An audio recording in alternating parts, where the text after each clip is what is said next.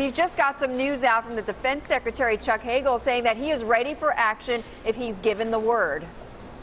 Yeah, that's right, Betty.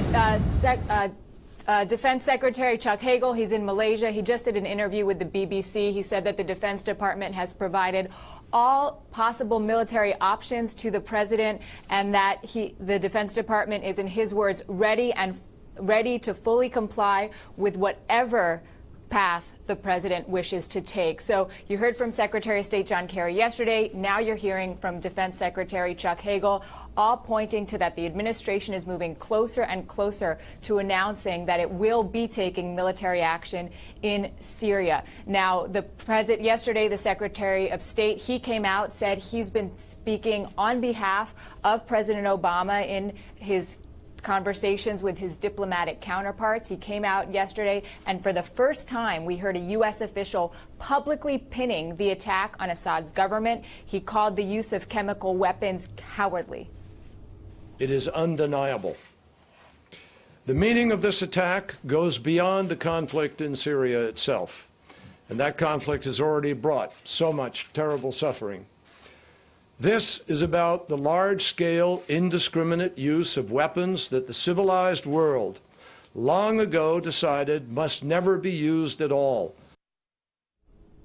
And Betty, the other thing we're seeing from the administration right now is that they're pouring cold water on these United Nations investigations, coming up with this report to confirm whether or not chemical weapons were used in those attacks last week. The administration is not waiting for that.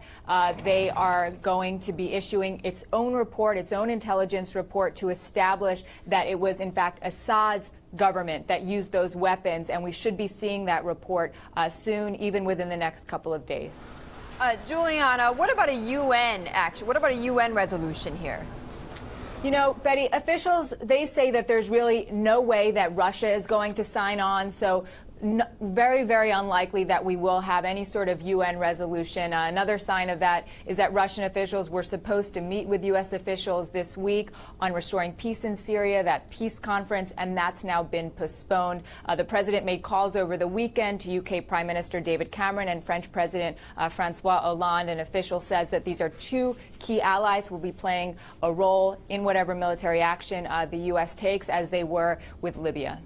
Juliana, thank you for that update on the growing tensions in Syria. That was Juliana Goldman, our White House correspondent. I want to bring in Richard Falkenrath, our Bloomberg contributing editor, also a former White House security advisor and now a principal at the Chertoff Group. And Richard, outline for us what are the options? What exactly would a military strike against Syria look like here? Well, Betty, the president has a lot of different options, from invasion to imposing a no-fly zone. I think by far, though, the most likely is a limited package of very precise airstrikes against regime targets. These are the leadership itself, the military, and the intelligence service that could be carried out from U.S. warships in the region or from aircraft overhead. And that would be done very fast, probably in the middle of the night, and it would be announced by the president after it's all over.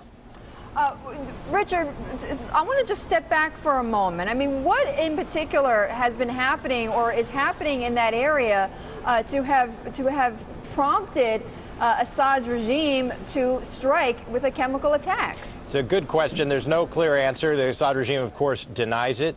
My personal hunch is that he's doing it to show his own opponents in the internal civil war that they've been fighting, that he can get away with this and the international community are not going to come to the rescue, and then to try to get them essentially to abandon all hope of prevailing against him so he can finally prevail in this long-running civil war. That's conjecture.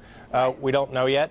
Clearly, it was a very provocative, brazen act to do it in such a large scale while the UN investigators were on the ground in Damascus. Well, it is a very brazen act, Richard, and it sort of raises the question. I mean, as you mentioned, the Assad government has said, denied that this has happened. I mean, given the large scale of this, do they really think that they would be able to get away with this? I don't think so. I mean, the foreign minister comes out and says this, and his job is to lie on behalf of his country. There's no way they could think that an attack of this scale would go unnoticed by the international community. And by the way, there were several smaller scale attacks that occurred last year, which also have now been attributed by the White House to the Assad regime after some period of investigation. So they must have known that they would get caught when this happened.